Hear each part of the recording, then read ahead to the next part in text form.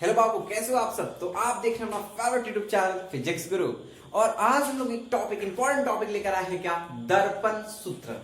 तो आज हम लोग देखेंगे दर्पण सूत्र क्या होता है और कैसे बनता है, कितना आसान चीजें हैं। तो इसको हम बहुत लेंदी करने वाले नहीं हैं। जो 10th के भी स्टूडेंट होंगे उनके लिए भी ये बहुत फायदेमंद होगा। तो अगर आप चाहें तो जितने भी 10th के स्टूडेंट हैं उनको इसको शेयर कर दीजिए, इसके पहले वाले टॉपिक को और इसको भी। लेकिन हाँ, तो आप कहेगा सर तो 12th में क्यों पढ़ा रहे? 12th में है, याद रखिएगा, इंपॉर्टेंट है।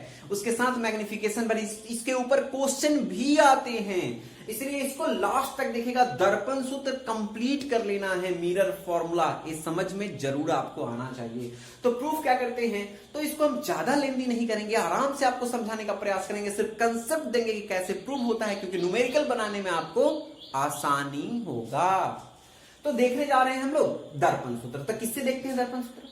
तो दो दर्पण हैं, गोलीय दर्पण दो हैं।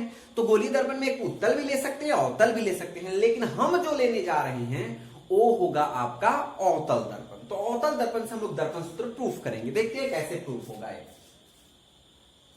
तो हम एक अवतल दर्पण लेते हैं।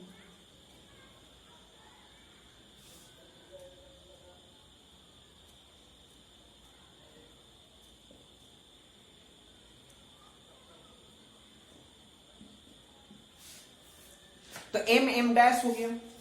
अब यहां क्या हो रहा है, एक लाइट रे जा रहा है और लाइट रे जाकर टकरा रहा है। तो हम यहां पर एफ ले लेते हैं, यहां पर सी ले लेते हैं। तो थोड़ा और इसको बैक से देखते हैं।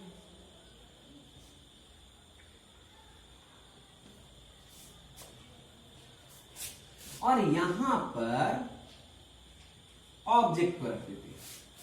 तो लेट्स टेक जो ऑब्जेक्ट है उसको ए बी कर लेते हैं। तो यहां से आप जान रहे हैं कि जो इमेज फॉर्म होता है तो भी पैरेलल जाएगा। तो जब पैरेलल इंसिडेंट होता है मिरर पर, मिरर के सरफेस पर जब पैरेलल इंसिडेंट होगा तो रिफ्लेक्शन के बाद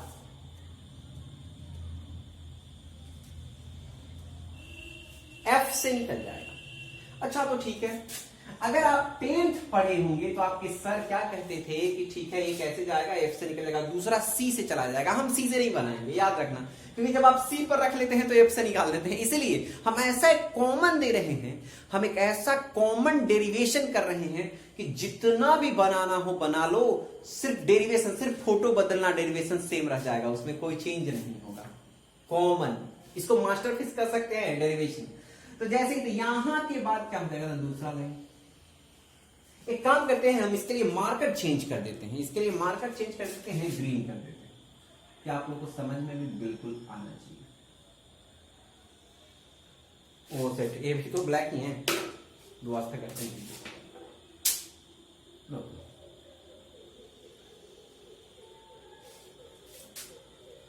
अब ए हो गया आई। अब यहां से ना एस, तो इसको क्या कहेंगे, आर। आए दोनों एक दूसरे को जहां इंटरसेक्ट किया है, मतलब कटान बिंदु जो हुआ है वहीं पर फॉर्म होगा इमेज। ठीक है, इमेज भी फॉर्म होगी। अच्छा ठीक है, तो अब हम देख रहे हैं क्या, इस पॉइंट को हम लोग ले लेते हैं डी और यहां पर है पी और एक छोटा सा लाइन 90 डिग्री के लिए एम।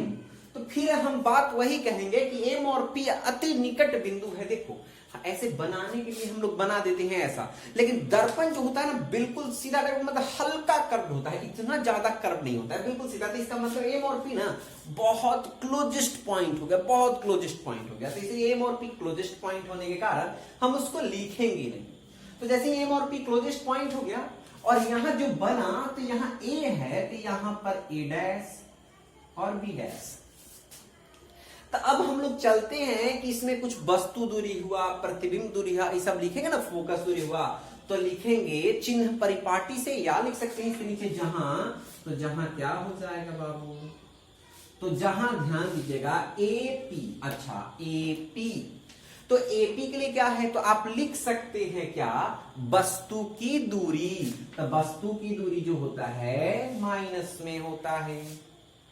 दूसरा ए डैश पी, तो ये क्या है ए डैश पी, तो ए डैश पी हो जाएगा भी, और ए भी माइनस में बोले ही, आगे माइनस और पीछे प्लस, तो आगे है ना तो आगे तो माइनस होगा ही। एक और चीजें एफ पी, तो एफ पी को क्या कह सकते हैं, माइनस एफ ए, अवतल के लिए है। अगर दूसरा जगह अगर उत्तल रखते तो उसमें सिर्फ साइन कन्वेंशन चेंज होगा। बहुत सारा फोटो भी अगर इसको यहां पर प्लेस करें तो इधर बन जाएगा, तो उसके लिए भी चेंज होगा, तो साइन कन्वेंशन चेंज करेंगे, ठीक है। तो इतना तक तो हो गया। एक और बातें हम आपको समझा रहे हैं, नहीं उसको अभी बाद में ही कह लेंगे, नहीं तो अभी आपको कहेंगे तो आप कहेंगे सर आप जान नहीं रहे तो फिर रख क्यों नहीं।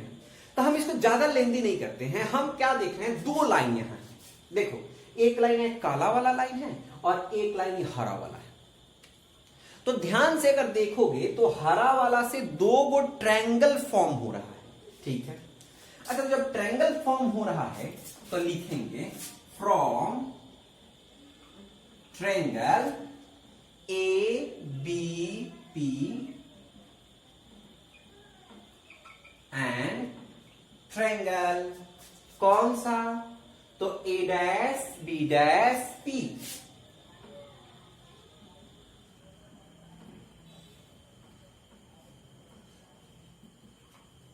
सिमिलैरिटी,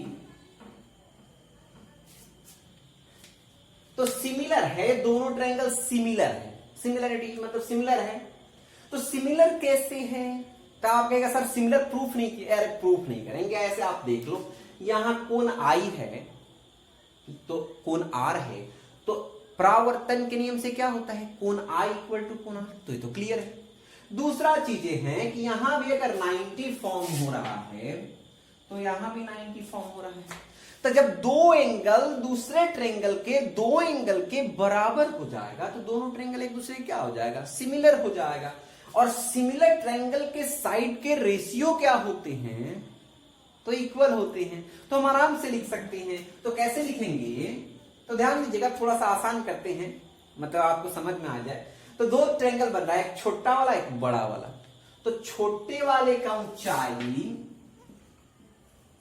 अब बटा बड़े वाले का ऊंचाई, और छोटे वाले का दूरी, तो छोटे वाले का दूरी कितना है, ए डैश पी, अब बटा बड़े वाले का दूरी ए पी, और इसको क्या लिख सकते हैं, इक्वेशन 1। अब ध्यान देना एक और, फिर एक और चीजें हैं, काला वाला ट्रायंगल, काला वाला लाइन बाकी, तो फ्रॉम ट्रायंगल, तो ध्यान से देखिएगा इसमें ट्रायंगल यहां डी पी एफ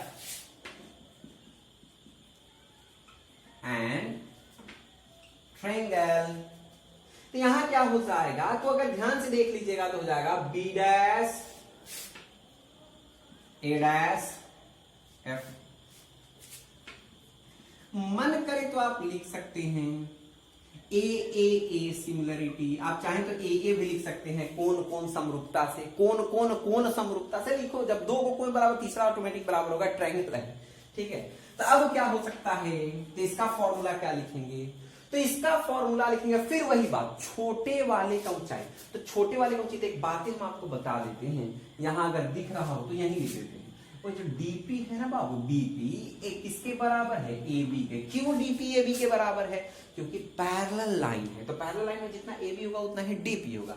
इसका मतलब क्या हो गया कि छोटे वाले का ऊंचाई, अच्छा छोटका का ऊंचाई, तो छोटका का ऊंचाई, तो देखो ना दो गो ट्रायंगल है, ई एंगल और ई एंगल बराबर होगा, क्रॉस है तो जितना इधर उतना इधर, ऐसे रहता है तो जितना इधर होने वाला है ना, मतलब ऐसा लाइन अगर हो तो जितना इधर होगा उतना ही सीधा लाइन होना चाहिए हमारे तरफ से, नहीं। इसका मतलब क्या है कि जितना यहाँ एंगल होगा उतना ही एंगल यहाँ होगा, जितना 90 डिग्री यहाँ है 90 डिग्री यहाँ भी है, तो दो एंगल तो हो गया, तो यही ए सिमिलरिटी से हो जाएगा। अब हम तीसरा आप कहेगा कि प्रूफ नहीं किए हैं तो दो ही ये लिखे, तो मन करे तो लिखो ना, तीसरा तो ऑटोमेटिक हो जाएगा, लेकिन मन अब क्या हो जाएगा, तो ध्यान से देखना, सब चीजों के लिए हम लोग नहीं रुकेंगे। सिमिलरिटी आप मैथ्स में 9th में समझते हैं, सब चीज छोटा छोटा पॉइंट है। तो अब क्या कर सकते हैं, तो बहुत आसान हो जाएगा क्या, तो छोटे वाले का ऊंचाई, छोटे वाले का ऊंचाई कितना है, ए डैश बी डैश। अब बड़े वाले का ऊंचाई तो डीपी है, तो डीपी की जगह पर तो हमको लिखना ए बी है। अब छोटे वाले का डिस्टेंस, अच्छा तो छोटे वाले का डिस्टेंस कितना है, ए डैश एफ। अच्छा बड़े वाले का डिस्टेंस कितना है, तो एफ पी। इक्वेशन 2। अब फ्रॉम इक्वेशन 1 एंड 2 देखेंगे, तो जैसे ही फ्रॉम इक्वेशन 1 एंड 2 करेंगे,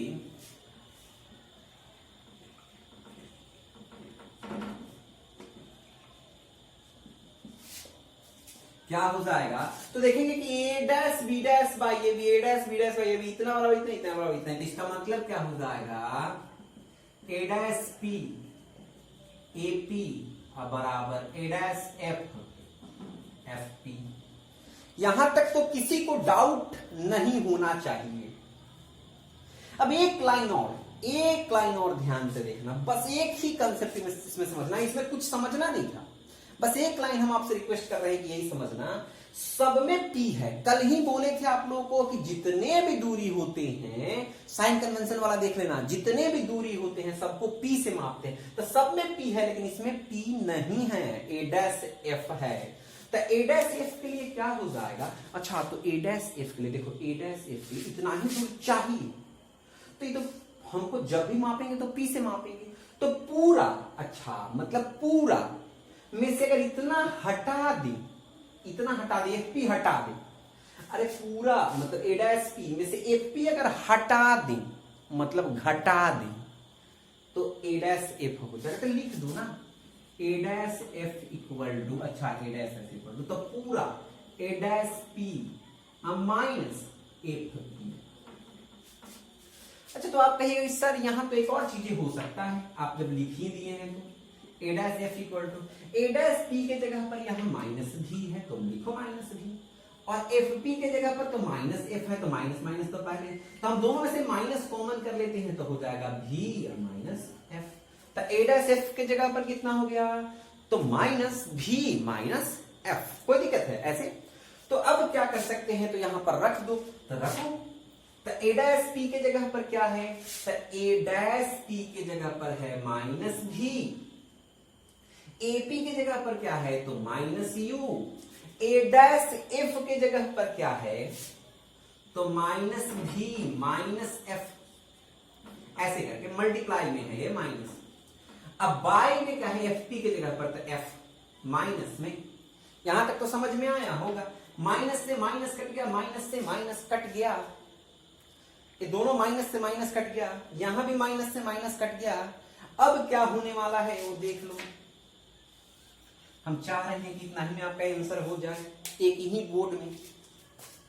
तो अब क्या लिख सकते हो, तो एक काम करना, आपके सर तो बहुत सारी चीजें बताते हैं, जैसे आप 10th में होंगे या सर अगर प्रूफ किए होंगे तो कहते हैं यू भी एफ से भागा दे दो, नहीं जबरदस्ती है भागा दे दो, जैसे मन करेंगे वैसे बनाएंगे, तो भागा नहीं दो, क्या करो 1 बाई यू, इसको तिर्यक गुना तो कर सकते हो, तो करो तिर्यक गुना, तो ये हो जाएगा भी एफ, और ऊपर में क्या हो जाएगा तो भी माइनस एफ, तो 1 बाई यू इक्वल टू तो भी बाई भी एफ, एफ बाई भी एफ, तो एफ से एफ कट गया, भी से भी कट गया, तो 1 बाई भी जो माइनस में है इधर आएगा तो क्या हो जाएगा प्लस में हो जाएगा, बस हो गया 1 by F equal to 1 by भी या प्लस 1 बाई यू, प्रूव्ड हो गया। इतना ही तो बनाना था। आप लोग अगर अभी तक इसको स्क्रीनशॉट नहीं लिए हैं तो स्क्रीनशॉट ले लें, हम हट गए हैं, ठीक है, आप इसको आराम से बना सकते हैं। अब कहता है कि आवर्धन को सत्यापित करना है, मैग्निफिकेशन को, तो मैग्निफिकेशन को हम लोग सत्यापित कर देते हैं, और आप जानते हैं कि प्रतिबिंब के आवर्धन को कैसे परिभाषित करते हैं, तो प्रतिबिंब की ऊंचाई और वस्तु की ऊंचाई के अनुपात से आवर्धन को परिभाषित किया जाता है। ठीक है, यहां तक तो समझ में आ गया ना, तो समझ में नहीं आया तो देख लेना, एक बार प्लेलिस्ट भी देख लेना, फॉर्मूला प्रूफ हो चुका है, और ये सब जो सिमिलरिटी है बार बार बोल रहे हैं, हम यहाँ प्रूफ करने के लिए नहीं बैठे हुए हैं, आप अपना 9th देखना, एक बार रिपीट करना, देखो। और ये भी हम मिटा दिए, ये दिक्कत है कि अब तो हमको बताना पड़ेगा कि क्या है, नहीं बताएंगे ऐसे आप जान रहे होंगे, इसलिए अब कहा जाता है क्या कि सिद्ध करना है रैखीय आवर्धन ज्ञात करें। क्या कहा जाता है, रैखीय आवर्धन। अच्छा रेखीय आवर्धन का मतलब वस्तु की दूरी या प्रतिबिंब की दूरी से आवर्धन बता दें। रेखीय आवर्धन कैसे निकलेगा ये देख लेते हैं। तो रेखीय आवर्धन को ना, तो जैसे ही रेखीय आवर्धन निकालना है तो लिखेंगे समीकरण 1 से। रेखीय आवर्धन के लिए क्या प्रूफ करने के लिए कहता है, तो m इक्वल टू माइनस भी बटा यू प्रूफ कर देना है। तो लिखेंगे इसी में पूछता है, इसीलिए हम इसी में बना रहे हैं, मिटा नहीं रहे, इसी में पूछता है। कहता है दर्पण सूत्र सत्यापित कर रेखीय आवर्धन ज्ञात करें। तो लिखेंगे क्या, फ्रॉम इक्वेशन 1। तो इक्वेशन 1 तो हम लोग ऊपर ही लिखे होंगे, अब उसमें लिख लिए। अब जैसे ही यहां पर देखेंगे तो a डैश b डैश, अच्छा तो a डैश b डैश जो है ना, ये तो प्रतिबिंब है और भी लटका हुआ है, तो इसका मतलब h डैश और माइनस a भी तो ऊपर है तो h, और a डैश p, अच्छा a डैश p, तो a डैश p जो है ना प्रतिबिंब की दूरी है उसको भी कहते हैं, और AP को U कहते हैं, और A भी माइनस में और A भी माइनस में, तो कट जाने वाला है, तो आराम से काट देते। अब एक बात हम जानते हैं, M बराबर क्या होता है पहले से ही H डैश बाई H, लेकिन यहाँ H डैश तो H है लेकिन एगो माइनसो है। हम क्या करते हैं, इस माइनस को इधर कर लेते हैं, तो यहाँ M बराबर हो जाएगा माइनस भी बटा U।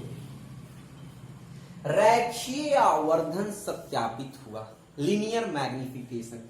तो आप चाहें तो दोनों के दोनों आप कंप्लीट कर सकते हैं। और अब आप कहेंगे सर उत्तल के लिए अवतल के लिए तो थोड़ा सा चेंज होगा, डेरिवेशन यही रह जाएगा, बिल्कुल कोई चेंज नहीं करना। साइन कन्वेंशन चेंज होगा, साइन कन्वेंशन के बाद जो रखेगा चेंज होगा, बाकी कुछ चेंज नहीं होने वाला है। सारे जितने भी मिरर फॉर्मूला है इससे आप प्रूफ कर सकते हैं, बस अनंत के लिए छोड़कर।